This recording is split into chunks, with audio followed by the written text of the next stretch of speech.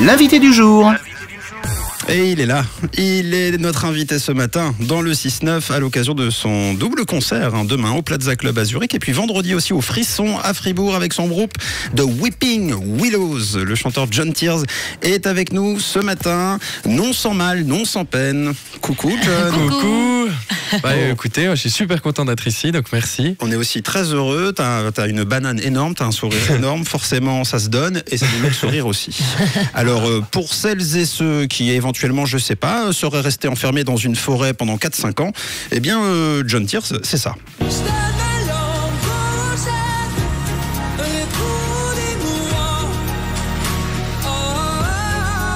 Une chanson que j'aurais aimé voir concourir à l'Eurovision, on en reparlera évidemment, puisqu'à la place, eh bien c'était très bien aussi, c'est ce titre-là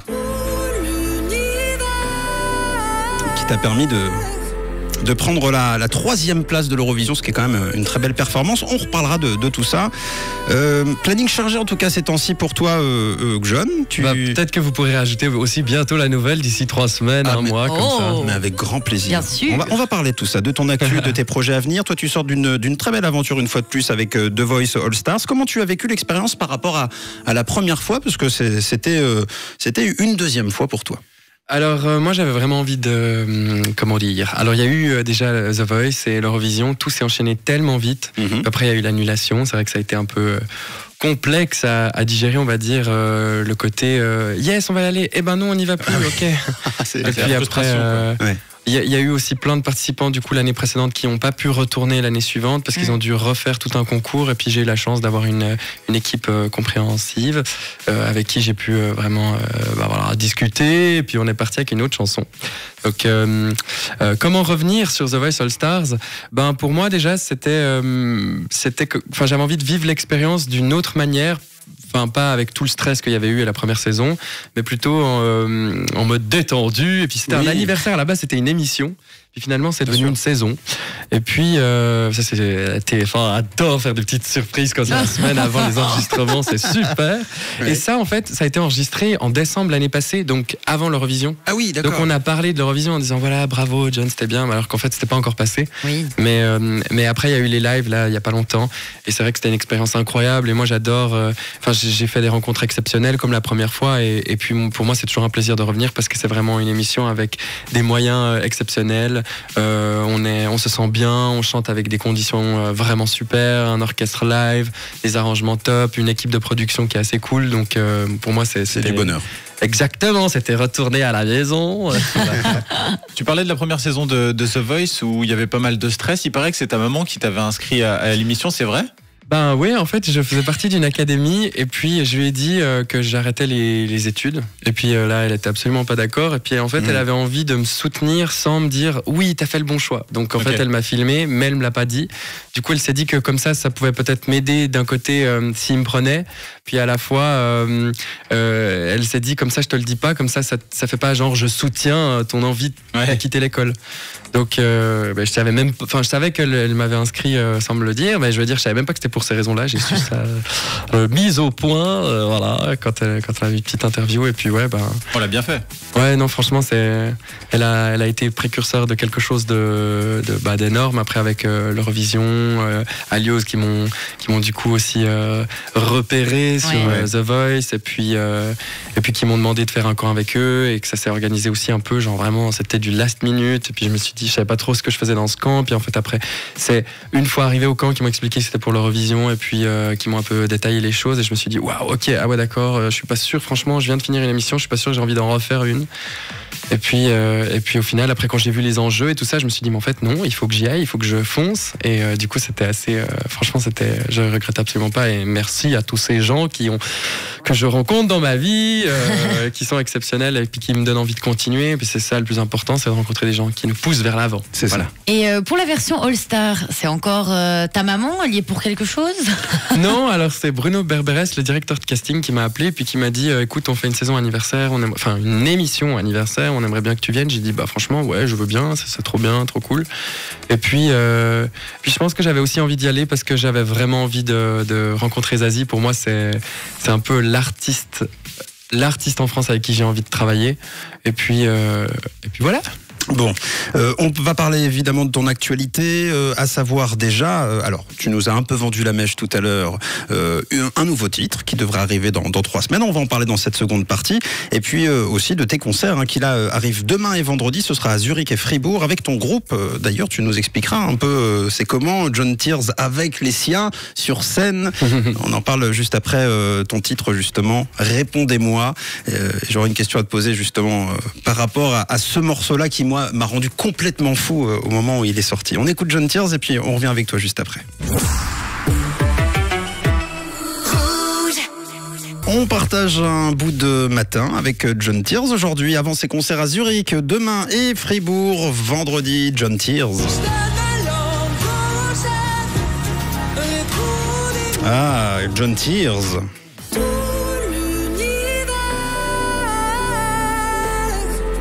En attendant, donc un autre single apparemment. John, tu vas nous en dire un petit peu plus, qui devrait arriver ces prochaines semaines. Alors oui, normalement, ça devait arriver cette 3e semaine de novembre, mais après, avec des fois, il y a des histoires entre Apple et je sais pas trop quoi. Donc, vers la fin du mois, début du mois prochain, mais très prochainement, c'est un single. Vraiment, je suis très fier de cette chanson parce que elle avait aussi été, enfin, si on veut bien, dans cette nouvelle session de chansons pour l'Eurovision. Donc, elle a fini 2e juste après Tout l'univers. Okay. Et puis, c'est une chanson que j'aimais beaucoup. On l'a composée dans un camp à Édimbourg, dans un endroit où je savais même pas que ça existait, le silence à 100%, vraiment. Parce que je sais, chez nous, il y a nos petites cloches et tout ça, mais là-bas, il y avait vraiment rien. C'était vraiment flippant. Mais c'était super reposant à Édimbourg, en pleine pandémie. Et puis, on a composé ça avec Duncan Lawrence, avec Jordan Deliver, qui est aussi un écrivain, un auteur anglais. Et puis voilà, avec Mickey, bon petit réal, et puis voilà, donc on a fait un camp et puis on a composé cette chanson, et là je l'ai faite traduite avec François Velgreen, qui est un auteur parisien, qui a travaillé avec plein de gens, voilà, et puis du coup voilà. J'en dis pas plus, j'en ai déjà beaucoup trop dit, vous avez plein de nouveautés là. C'est trop bien, c'est trop bien. Il y a quelque chose qui a beaucoup compté pour toi, je crois, c'est justement la Gustave Academy de Fribourg. Tu peux nous raconter un peu ce que c'est ? Alors, c'est une académie qui a été créée par Gustave, le chanteur voilà, qu'on connaît. Et puis, Gustave a eu cette idée incroyable de créer une académie à Fribourg avec plein de gens voilà, d'un peu partout. Puis c'était la première année où il faisait ça, et il a fait passer un casting et ça avait vachement bien marché. Il y avait vraiment beaucoup de gens qui avaient été castés pour cette académie. Et puis, l'idée, c'était qu'on puisse rencontrer déjà d'autres personnes qui font de la musique dans la région, mais en plus, aussi le but, si on veut bien, l'objectif de ce camp, c'était d'aller enregistrer à Bay Road Studio. Et puis du coup, on a fait cette académie, c'était exceptionnel. Il nous a fait faire des masterclass sur la musique, sur les droits de la musique. On a pu faire des festivals, et c'est là où j'ai rencontré mon groupe. C'est là où il a essayé de mettre des gens avec d'autres et créer des formations. Et puis c'est là où j'ai rencontré, comme je disais, mon groupe. Et puis on s'est plus quitté depuis ce moment-là, parce que justement j'ai trouvé que ce qu'a permis cette académie, c'est qu'on trouve des gens non seulement de la région, mais aussi complètement différents de nous aussi au niveau du style. Voilà, il y a Martino Lepori, petit guitariste, voilà, qui aime bien le rock des années 90. Il y a Pascal Stoll, qui est plutôt dans le reggae. Après, il fait aussi de l'électro vraiment, ou bien même du métal. On a Gaëtan Guella, qui est mon batteur, qui voilà, est plus dans l'urbain, mais qui aime plein de choses aussi. Et on a Samuel Riedo, mon bassiste, qui est aussi un peu dans le rock, des chansons qui durent minimum 20 minutes, 25 minutes. Et puis on est un peu, comment dire, complètement différents. Et puis moi aussi, qui viens de la formation classique, voilà, avec mon petit bar. Donc c'est vrai qu'on a chacun un peu sa perspective, une autre vision de la musique, et c'est ce qui fait que sur scène, en général, c'est assez intéressant à regarder, parce qu'on passe d'une chanson assez country à metal, à rock, rock, à pop. C'est ce qu'on va pouvoir découvrir du coup en concert là par exemple demain à Zurich et puis vendredi à Fribourg. Exactement, John Steers and the Weeping Willows. Donc que vous découvrirez, venez nombreux à Frisson, à Fribourg et à Zurich, donc au Plaza. Et puis pour moi c'est vraiment important aussi de pouvoir continuer à faire des concerts en Suisse parce que quand même le projet est né en Suisse, même si maintenant je suis plus à Paris qu'en Suisse. Comme je disais avant, mon rêve c'était de travailler avec Zazie et je suis tellement heureux de pouvoir le faire aujourd'hui. Donc on attend la suite après pour l'album. On est trop content pour toi. Et puis voilà, il y a plein d'autres choses. Je rencontre du monde à Paris et puis des gens avec qui je vais collaborer, des gens je me rends toujours pas compte. J'ai l'impression que c'est une grosse blague. Parce que c'est tellement énorme et puis d'autres même aux États-Unis. Donc on verra aussi comment ça va se profiler parce que des fois il faut attendre les enregistrements, il faut que la chanson elle sorte pour pouvoir dire ok c'est bon. Mais en tout cas je sais qu'il y a plein de choses en cours et puis l'album de toute façon qui se prépare, qui est déjà bien préparé mais qui se prépare quand même.